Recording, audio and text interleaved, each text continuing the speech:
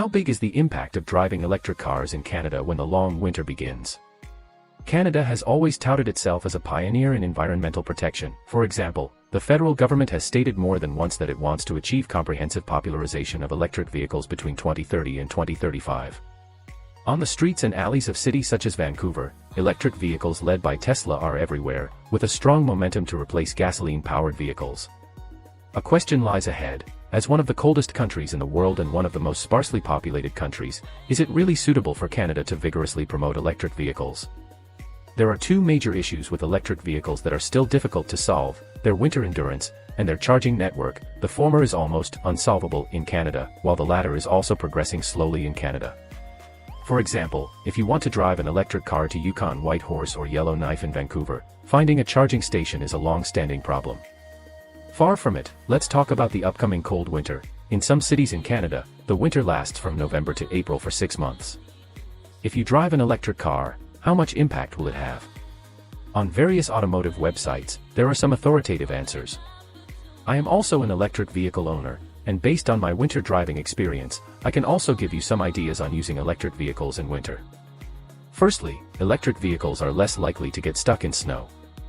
In the past 2 years of the snow season, people often have news like this: there is a Tesla Model 3 stuck in the snow and can't drive away. Isn't Tesla particularly prone to getting stuck in the snow and unable to get out of it? In fact, the opposite is true. Compared to regular fuel vehicles, Tesla, including other electric vehicles, is more likely to get out of trouble because electric vehicles can easily achieve maximum torque at low speeds, and can complete the rescue in one go. Moreover, many electric vehicles have a rescue start mode. The reason why Tesla gives people the illusion of getting stuck in snow is because these Model 3 models are generally rear-wheel drive. On a snowy day, any rear-wheel drive coupe without snow tires is extremely difficult to drive, especially with such a large number of Model 3 cars, which naturally makes it frequently on the news. There are many rumors that electric vehicles with a range of 400 kilometers cannot drive even 200 kilometers in temperatures below -10 degrees Celsius and 20 degrees Celsius. But actually, taking my Tesla as an example, at -25 degrees Celsius and -30 degrees Celsius in Banff and Edmonton, the measured range is about 70% off. It was originally able to run 500 kilometers, but in very cold winters, it can run 350 kilometers, winter in Vancouver. The measured range can be reduced by up to a 15% discount, which means that the actual distance of 500 kilometers can reach nearly 420 kilometers. Frequent long-distance driving can be a bit troublesome, but if you're just driving in the city, you don't have to worry about discounts at all. Moreover, electric vehicles can remotely start the air conditioning, quickly blow out cold air, and quickly defrost the windows, which is incomparable to high-end gasoline vehicles. To some extent, electric vehicle batteries are more reliable in winter. In terms of winter weather, electric vehicles have obvious advantages over internal combustion engine vehicles.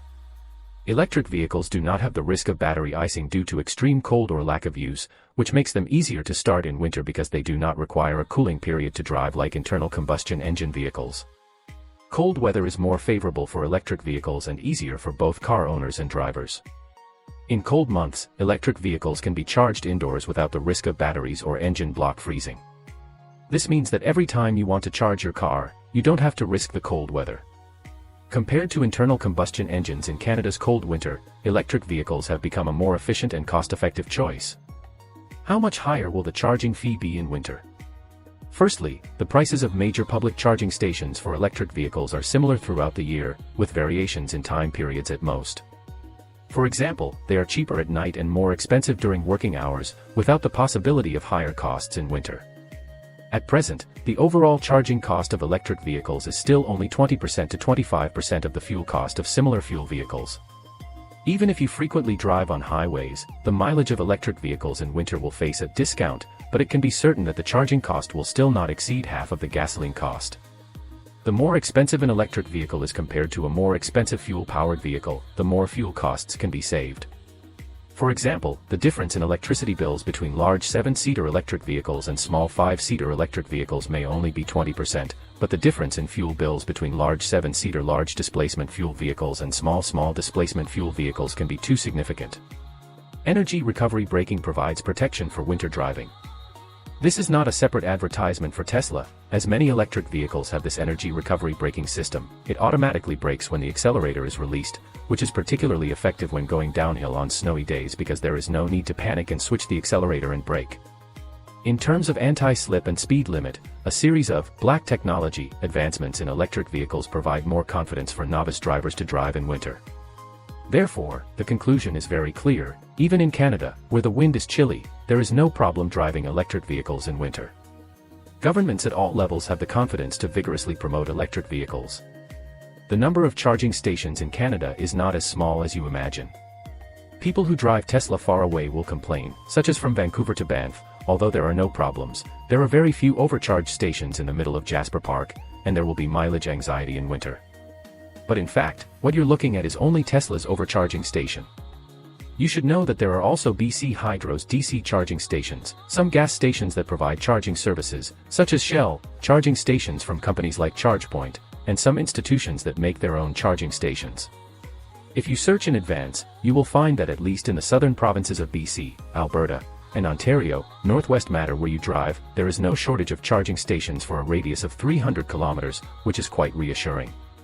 As for areas such as Yukon, Northwest Territories, and Nunavut, many times it's difficult to find gas stations by driving a gasoline truck, so don't expect to be able to drive an electric vehicle to cross them in a short period of time.